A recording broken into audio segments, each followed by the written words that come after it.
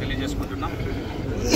మనము 2019 నుంచి 2024 మధ్యలో ఒక దుర్మార్గమైన పాలన, ఒక విధ్వంసకరమైన పాలన నుంచి 2024 ప్రజలు బుద్ధి చెప్పడంతో ఈరోజు ఒక సంక్షేమము అభివృద్ధి రెండూ కలిసి సమపాలలో ఈరోజు పయనం చేస్తున్నాయి ఈ కూటమి ప్రభుత్వం.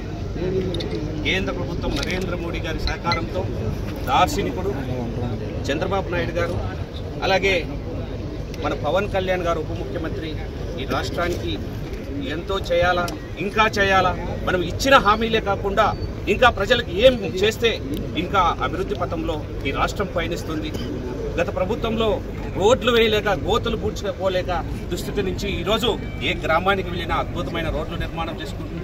జాతీయ రహదారులు ఇప్పుడు అడిగిన వెంటనే నితిన్ గడ్కరీ గారు ఈ రాష్ట్రానికి ఎక్కడ జాతీయ రహదారులు కావాలన్నా అడిగిన వెంటనే విడుదల చేస్తూ, పోలవరం అయితేనేమి, ఇప్పుడు అమరావతి అభివృద్ధి అయితేనేమి, ప్రతి ఒక్కటి మనము ప్రతి పట్టణంలో ఏమేమి కావాలా, ఏమేమి అనుగుణంగా ప్రజలకు అనుగుణంగా మనం అభివృద్ధి చేయాలా, సంక్షేమ పథకాలు అందించాలా అనే ఒకే ఒక గొప్ప సంకల్పంతో ఈ కూటమి ప్రభుత్వం పనిచేస్తుంది.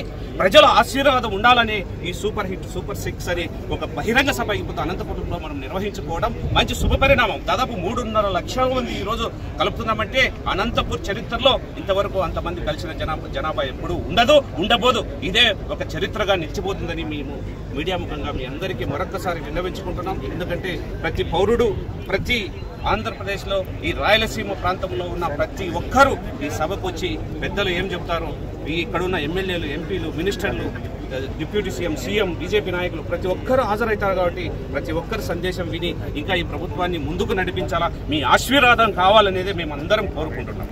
ధన్యవాదాలు.